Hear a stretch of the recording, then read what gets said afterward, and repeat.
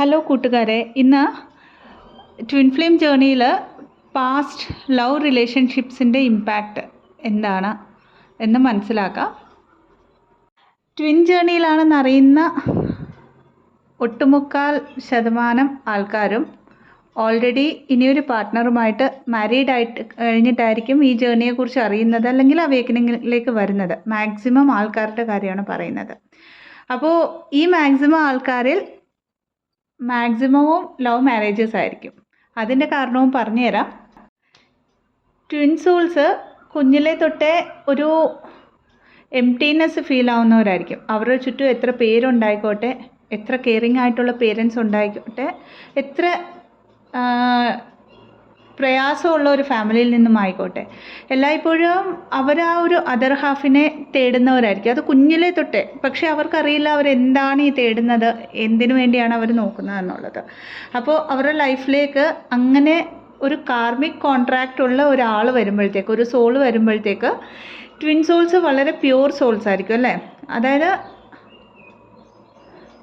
Kind hearted ആയിരിക്കും, വളരെ ഒരു സ്ട്രെയിറ്റ് അവേ ആലോചിക്കുന്നവരായിരിക്കും. അതുകൊണ്ട് തന്നെ ഇങ്ങനെ ഒരു കണക്ഷൻ അവരുടെ ലൈഫിലേക്ക് വരുമ്പോഴത്തേക്ക് അവരതിനെ അതേപടി അക്സെപ്റ്റ് ചെയ്തിട്ട്, ഇതാണ് ഞാൻ തേടുന്ന എൻ്റെ ഒരു മിസ്സിങ് ആയിട്ടുള്ള ഒരു കാര്യം എന്നുള്ളത് ടെമ്പററി വിചാരിച്ചിട്ടായിരിക്കും മാക്സിമം ഈ ഒരു കല്യാണം എന്ന് പറയുന്ന കോൺസെപ്റ്റിലേക്കൊക്കെ അവരെ ഒരു കറൻറ്റ് ലൈഫ് പാർട്ട്ണർ, അല്ലെങ്കിൽ ഒരു പാസ്റ്റ് ലൈഫ് പാർട്ട്ണർ, അല്ലെങ്കിൽ ഒരു പാസ്റ്റ് ലവർ, പാസ്റ്റ് ക്രഷ്, ഇതിലേക്കൊക്കെ അവർ എത്തപ്പെടുന്നത്. അപ്പോൾ ഈ ഒരു സ്റ്റേജിൽ നമ്മളൊരു ഡിസ്റ്റോർട്ടഡ് എനർജിയിലായിരിക്കും. അതായത് ഒരു ലോവർ വൈബ്രേഷണൽ എനർജിയിലായതുകൊണ്ട് തന്നെ നമ്മളുടെ ലൈഫിലേക്ക് വരുന്നതും സിമിലർ കൈൻഡ് ഓഫ് എനർജി ഉള്ള ആൾക്കാരായിരിക്കും. അതുകൊണ്ട് തന്നെ അവിടെ പലപ്പോഴും നമ്മൾക്കൊരു റെസ്പെക്റ്റ് കിട്ടാറില്ല. ഒരു ചീറ്റിംഗ് കൈൻഡ് ഓഫ് തിങ്. അത് ചീറ്റിംഗ് എന്ന് പറഞ്ഞാൽ ഒരു തരത്തിലല്ല, പല തരത്തിൽ. ഇമോഷണൽ വേയിൽ പോലും നമ്മൾ ചീറ്റ് ചെയ്യപ്പെടാം. ഇമോഷണലി നമുക്കൊരു സപ്പോർട്ട് കിട്ടാറില്ല നമ്മൾക്ക് ഒരു കാർമിക് കണക്ഷനിൽ. അപ്പോൾ ഇതൊക്കെ എക്സ്പെക്റ്റ് ചെയ്ത് നമ്മൾ അവിടെ എത്തപ്പെടുമ്പോൾ, അല്ലെങ്കിൽ എത്തുമ്പോൾ, ആദ്യം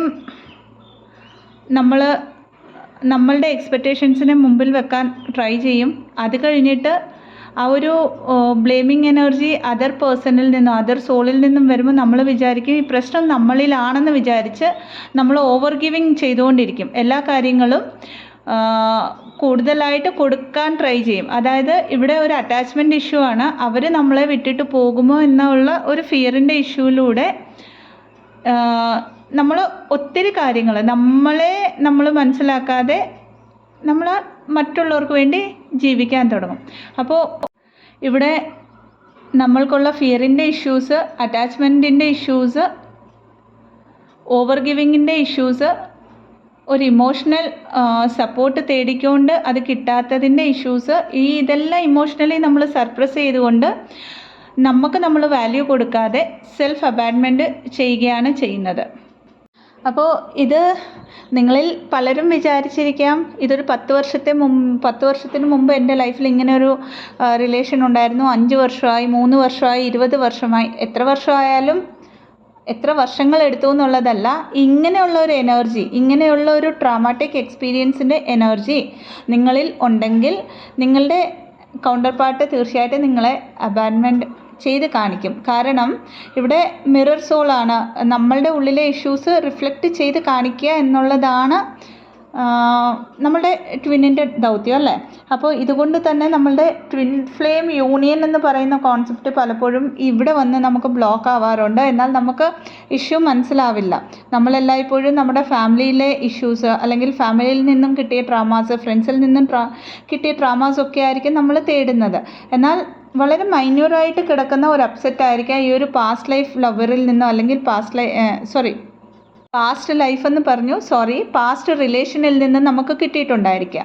അപ്പോൾ അത് എവിടെയാണെന്ന് കണ്ടുപിടിക്കുക, അതിനെ ഹീൽ ചെയ്യുക. കാരണം അറിഞ്ഞോ അറിയാതെയോ നമ്മുടെ സബ് കോൺഷ്യസ് മൈൻഡിൽ പോലും നമ്മളുടെ ട്വിൻ ഫ്ലെയിം വന്നാൽ, അല്ലെങ്കിൽ ട്വിൻ ഫ്ലെയിമുമായിട്ടൊരു യൂണിയൻ നടന്നാൽ നമ്മൾക്ക് ഇതേപോലെ ഈ പാസ്റ്റ് റിലേഷനിൽ കിട്ടിയ പോലെ ഒരു റെസ്പെക്റ്റ് ഇല്ലാത്ത ഒരു അവസ്ഥ വരുമോ, നമ്മൾ ഓവർ ഗിവിങ് ആയിരിക്കുമോ എന്നൊക്കെയും ഈവൻ ഹീൽഡ് ആയ ഫെമിനൈൻ എനർജീസിന് പോലും സബ് കോൺഷ്യസ് മൈൻഡിൽ ഇൻസ്റ്റിൽ ആയിട്ടുണ്ടെങ്കിൽ അവിടെ യൂണിയൻ നടക്കാൻ ഒരു ബ്ലോക്ക് വരുന്നുണ്ട്.